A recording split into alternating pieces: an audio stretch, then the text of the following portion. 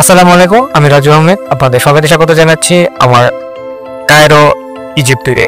তো আজকে আমি দোহা থেকে যাচ্ছি কায়রোতে। তো এখন আমি ঠিক এয়ারক্রাফটের মধ্যে, লোকাল টাইম 2:15-তে আমার এয়ারক্রাফট ছাড়বে দোহা থেকে কায়রোর উদ্দেশ্যে।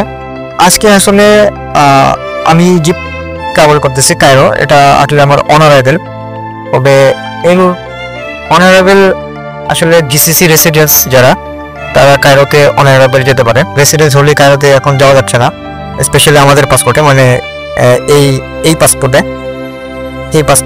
কারণ এই পাসপোর্টে একটু ঝামেলা করতেছে। আর ক্যাটাগরি কমিশন তারা আসলে এখন বেসিক্যালি কাতার থেকে যেতে পারতেছে না, অন্য অন্য কান্ট্রিগুলো যায় না, তবে কাতার থেকে যেতে পারতেছে না। এবং এখন আমি এয়ারক্রাফটের মধ্যে, সো মোটামুটি এয়ারক্রাফট ফুল। তো আমি এখন এসে বসেছি আমার সিটে মাত্র। এখন এ পর্যন্তই, দেখা যাক কি হয় আগে।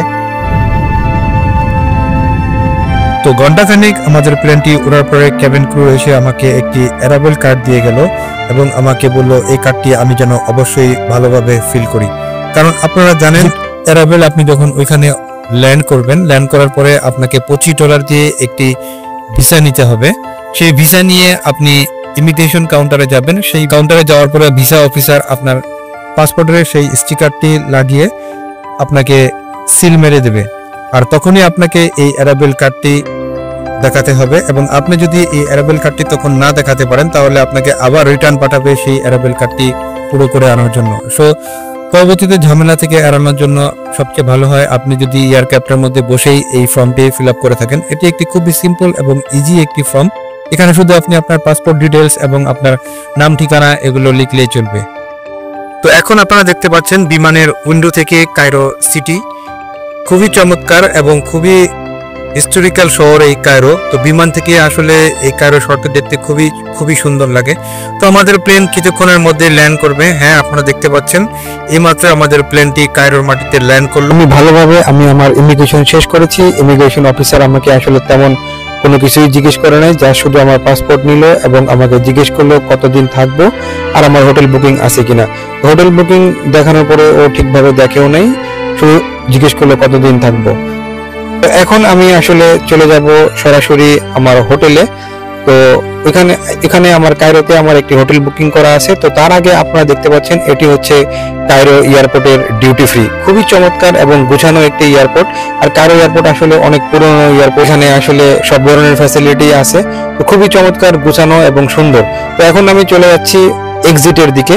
তো এক্সিট পয়েন্ট থেকে আমি উবারে করে চলে যাব সিটি সেন্টারে আমার হোটেল বুক করা আছে। তার আগে আমাকে এয়ারপোর্ট থেকে এয়ারপোর্ট শাটলে করে চলে যেতে হবে মেন বাস স্টপ। সেখান থেকে আমাকে বাসে অথবা উবারে করে যেতে হবে সিটি সেন্টার। তো এখন আমি এয়ারপোর্ট শাটল থেকে নেমে আমি এয়ারপোর্ট বাস স্টেশন থেকে আমি উঠলাম সিটি সেন্টারের বাসে। তো আপনারা দেখতে পাচ্ছেন এটি হচ্ছে এই বাসে করেই আমি চলে যাব সিটি সেন্টার, যেখানে কায়রো মিউজিয়াম অবস্থিত এবং কায়রোর প্রাণকেন্দ্র।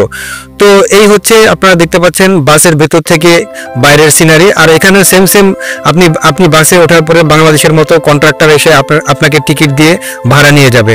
তো এখানকার আসলে কায়রোর রাস্তাঘাট সম্পূর্ণটাই আমাদের বাংলাদেশের মতনই, এখানে পুরনো নতুন সবকিছু মিক্স। তো আপনারা দেখতে পাচ্ছেন কায়রোর ভিউ। 20 মিনিটের একটি জার্নি এয়ারপোর্ট থেকে সিটি সেন্টার। তো আপনারা এখন দেখছেন কায়রোর মূল সিটিটা। এখানে আসলে আপনি কিছুক্ষণের জন্য ভুলে যাবেন আপনি কোথায় আছেন, কায়রোতে আছেন না ঢাকায় আছেন।